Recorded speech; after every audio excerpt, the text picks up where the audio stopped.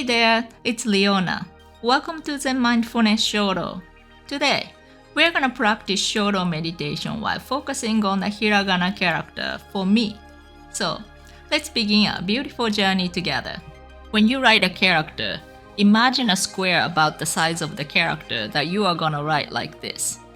First, I'm gonna write it. Then I'm gonna explain the points and tips for writing the character beautifully in detail.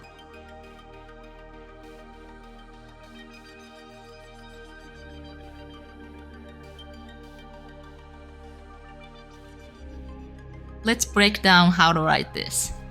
The first stroke starts from a point a little bit to the right of the center point of the top left square. It's a downward curved line, but it moves upward to the right until it reaches the middle vertical line. Then, it descends to the left in what could be described as an S-shaped curve. It comes down to around the center point of the bottom left square, or slightly to the left of it. From there, it rises to the upper left while curving, then curves upward as it ascends to the upper right, crossing over itself, and gradually curving upward as it descends to the lower right. It comes down to a position where the space to the right of the ending point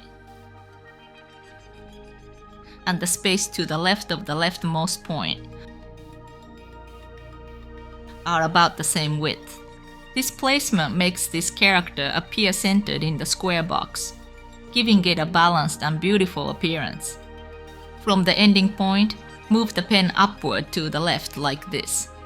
The second stroke starts at about the middle height of this part of the first stroke, or slightly above the middle horizontal line, sometimes at the height of the middle horizontal line. The crossing point should be positioned so that the length of the part to the right of the intersection and the length from the leftmost point to the intersection are about the same, which creates a good left-right balance and looks neat. For example, you could write it like this, or like this. If it's like this, the right part looks wider than the left part. The second stroke appears too close to this diagonal part of the first stroke. This is an extreme example, but here the left part looks wider than the right part, making this middle part too wide. If you write like the example below, the two diagonal parts appear too far apart, and the space between them looks too wide. If you write like the example above, the two diagonal parts are too close together and the space between them looks too narrow. Therefore, if you write with the intention of aligning these lengths, it will look balanced and beautiful. For the second stroke, pause for a second at the starting point. Then, write a line that curves to the right, descending to the lower left at an angle parallel to this longest diagonal part of the first stroke.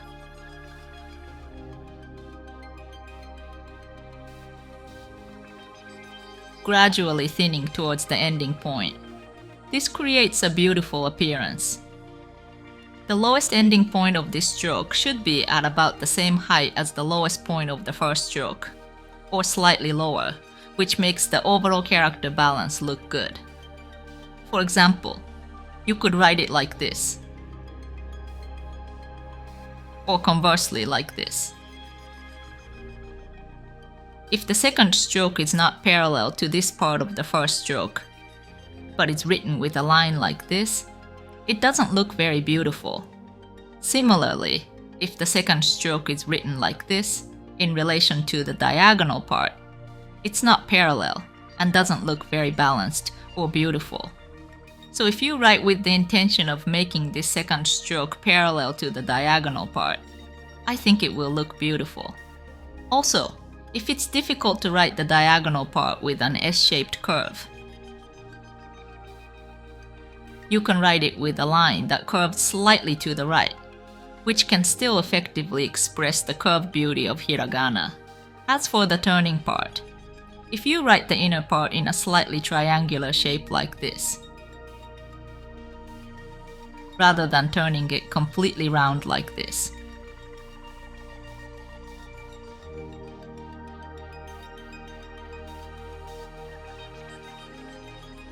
the entire character might look more mature and give an adult-like impression.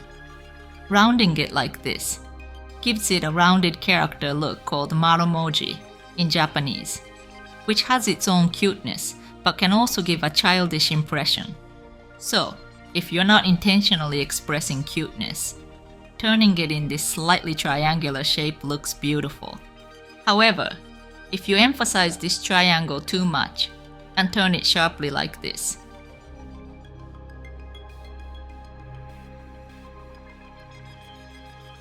you can't effectively express the unique curved beauty of hiragana. So when you come down, if you shift just slightly, about the thickness of the pen, before turning upward, you get a corner with an appropriate roundness.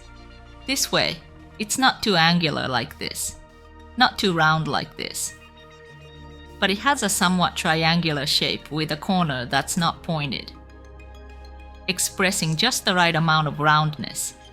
This is one effective writing technique, so why not give it a try? Why don't you try practicing with these points and tips in mind? The key points for writing hiragana characters, as explained in the video, are concisely summarized in this book in a similar manner.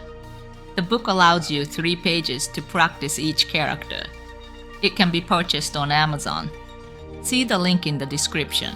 I'm gonna practice 1 page of this workbook this time, but you're welcome to practice as much as you want.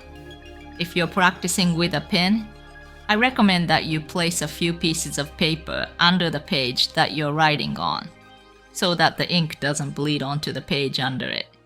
Alright, let's get started.